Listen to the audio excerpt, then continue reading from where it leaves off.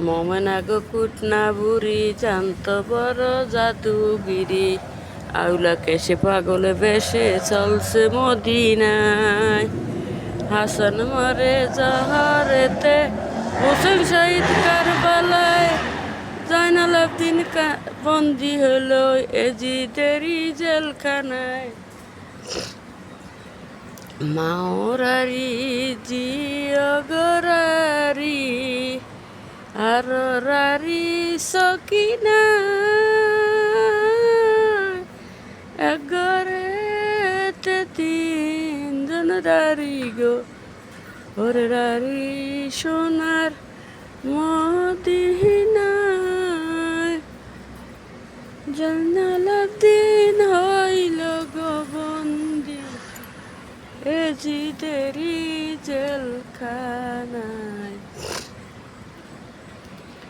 আসসালামু আলাইকুম রহমতুল্লাহ বারাকাতু। ভাই বোনেরা কেমন আছেন? আশা করি যে যেখানে আছেন ভালো আছেন, সুস্থ আছেন। তাই ভাই বোনেরা, আহমদুল্লাহ হুজুর বাংলাদেশের যে বড় একটা বক্তা, সে কিন্তু যে কথাগুলা বলে, এই কথাগুলা আমরা শুনি না।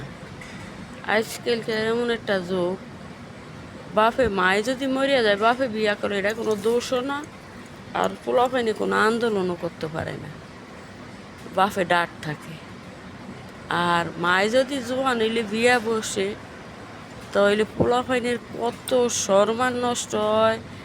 এই সন্ত্রাসী ধরে, ইউটিউবার ধরে, হ্যারে করে হ্যারে করে কত কিছু। আরে মার বাপে যত একজন সঙ্গী লাগে কথা বলার জন্য, মারও তো একজন সঙ্গী লাগে।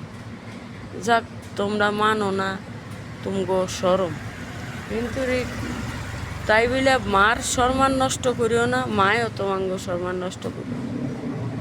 আর কি কম, এই যুগ কম বয়সী বলা, কম বয়সী মাইয়ারা কি করবো। আর এই যে রফিকুল ইসলাম মাদারি মাওলানা বক্তা, কিন্তু রিখার বোর বাচ্চা, ওই বউ বাচ্চা ফেড়ে আবার আরেকটা বিয়া করিয়া লইছে। আরে এড়ি সাধারণ মানুষে কি করবো, কোন আমগো ছেলে মেয়েরা কি করবো। আর একটা হুজুর আছে দেখেন, সারাক্ষণ নাচে, নাচানাচি করে, ড্যান্স দেয়, কেমন করে না করে, ও পোলট্রি খায়। আল্লাহ এড়ি হেদায়ত কবে করো। তো আমরা সাধারণ মানুষে কিছু করলে অপরাধ, দোষ, কত কিছু, কত কম ফিলিং।